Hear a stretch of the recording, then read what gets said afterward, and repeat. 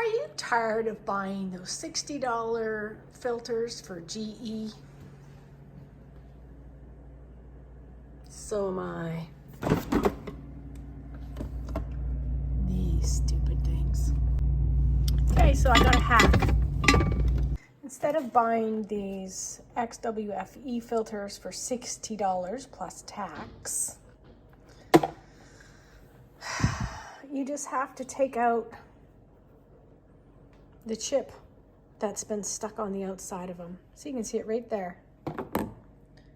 Goes like that and around like that. You can see with the way the light is. So you need to peel it off, which I started without my steamer, but I bought a steamer. You only have to buy a steamer once, and I'll put it on underneath my video if I remember. So you can buy a steamer. You just buy a steamer once, and then you just steam this thing right off. The sticker right off. I tried already and it wasn't really working for me.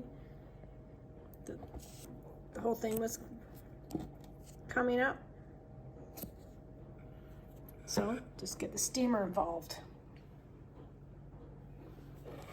Now I'm gonna need 2 hands for this, but see? I'm gonna steam that sticker right off of it.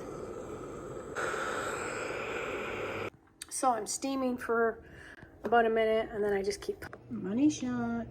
There's the start of it. Difficult to do this with one hand. But yeah, there it is. Sneaky. Look at that.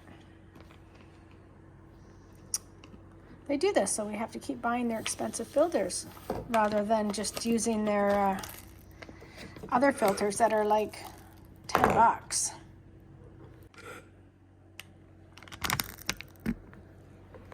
Perfect.